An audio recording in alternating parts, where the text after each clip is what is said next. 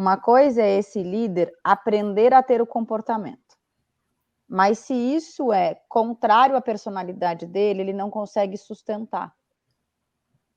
Por quê? Porque por mais que a gente interprete um personagem rapidinho, no dia a dia a gente volta para o nosso natural. Eu acho que essas conversas difíceis realmente entram, né, em campos difíceis também, né? É claro que a Maria Cândida mencionou bem, se você quer me contratar para eu falar aquilo que você quer ouvir, não somos nós as pessoas aqui para serem parceiras, né? Mas esse processo que leva em consideração trazer esses... Hoje mesmo, eu estava num diálogo agora pela manhã, onde eu sempre faço essa analogia, o Marcelo sabe, né, do iceberg, né? E o iceberg é aquilo que a gente está enxergando abaixo da linha d'água, né? O que sustenta tudo isso, isso é muito poderoso, né, para o bem ou para o mal. E eu sempre digo, olha, vamos trazer para a superfície aquilo que está submerso, que a gente não enxerga, né? Então, a gente precisa fazer isso, se faz com conversas difíceis, enfim, as mais diversas formas. E aí, achei interessante porque eu estava escutando um colega falar, e ele usou esse mesmo exemplo, mas ao contrário, ele dizendo assim, eu vou trazer aquilo que está... Eu vou fazer um mergulho, né? Eu não vou trazer para a superfície, eu vou fazer um mergulho para ir lá na profundidade. E, na verdade, é um movimento, sim, de mergulho, mas de emergir também. De emergir também. E esse processo, Fernanda, Maria Cândida, como é que se dá isso, né? Álvaro, tem uma coisa aqui, até por isso que a gente faz a capacidade de virada nos projetos, que é a diferença entre personalidade e comportamento aprendido. Uma coisa é esse líder aprender a ter o comportamento. Mas se isso é contrário à personalidade dele, ele não consegue sustentar. Por quê? Porque por mais que a gente interprete um personagem rapidinho, no dia a dia a gente volta para o nosso natural.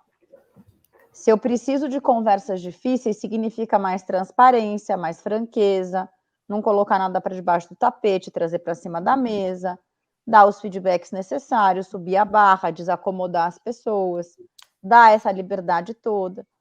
Só que se o cara tem no DNA dele, né, tem na personalidade dele isso, e ele não sabe fazer, é uma questão de ensinar. Agora, se o que eu estou querendo não está na personalidade, é jogar dinheiro fora. E a gente já encontrou, recentemente até foi um outro projeto assim, o executivo era brilhante, ele tinha no DNA dele, ou no mapa de personalidade, tudo para fazer diferente. E ele dizia, eu não quero ser comando e controle, mas eu estou sendo. Falei, espera um pouquinho. A gente fez um mapeamento de personalidade dos executivos abaixo dele. E todos tinham um nível de autonomia, e autonomia é uma coisa que também vem da personalidade formada na primeira infância. O nível de autonomia era baixo. Então, era gente que, se você não mandava, não sabia o que fazer. Então, foi gente que cresceu numa realidade de comando e controle. Por quê? Porque é de natureza, sou comandado.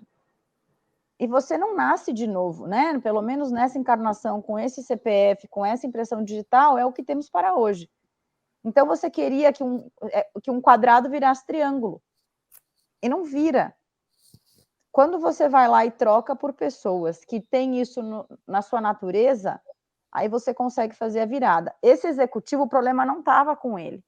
Ele tinha gente embaixo dele muito fraca. E eu não estou falando aqui sobre titulação acadêmica. Sim. Tá? Estou falando sobre natureza fraca. Perfil. Natureza passiva, espectadora, né? Cordata, evita conflito, tudo para debaixo do tapete.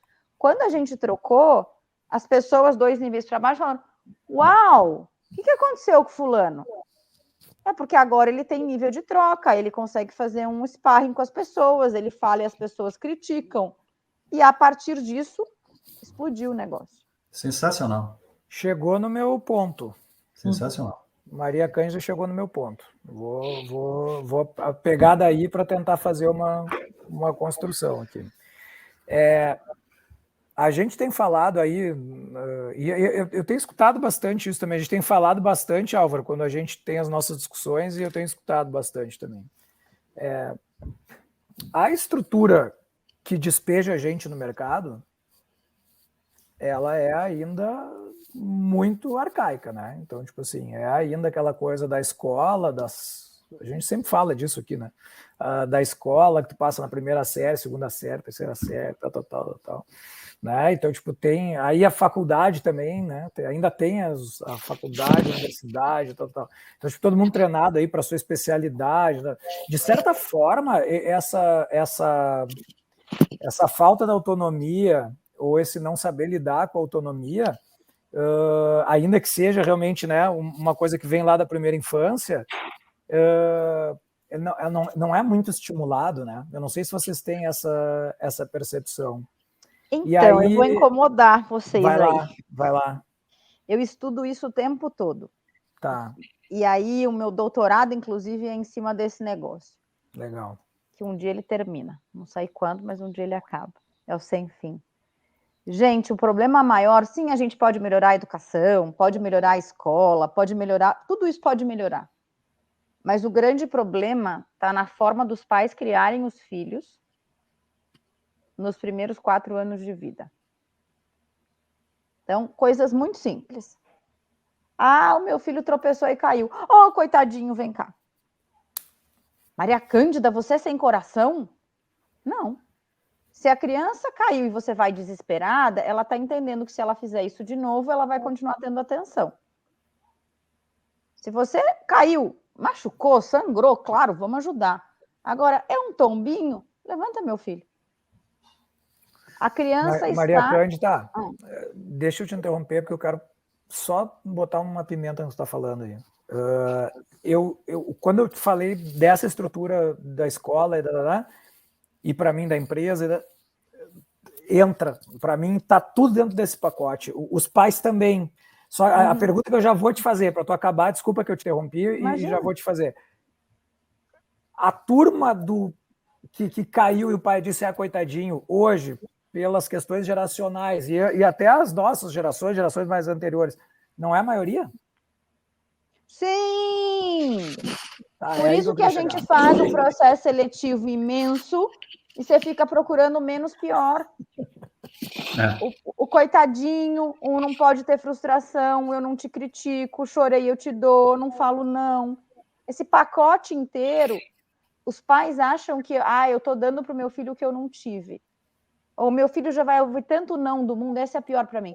Meu filho vai ouvir tanto não do mundo, para que precisa ter não em casa? Mas se ele não faz casca em casa, como é que ele vai ter casca para o mundo? Gente, eu fiz um mapeamento de personalidade dos 100 brasileiros que estavam nos 10 melhores MBAs full-time, segundo o Financial Times, alguns anos atrás. 100, os 10 melhores. Então, estou falando de Wharton, London Business, INSEAD, todas as 10 grandes. 41% eu não queria nem para ser estagiário de levar café. Não tinha automotivação, estabilidade emocional, autoestima, não tinha autonomia. Sabia fazer prova.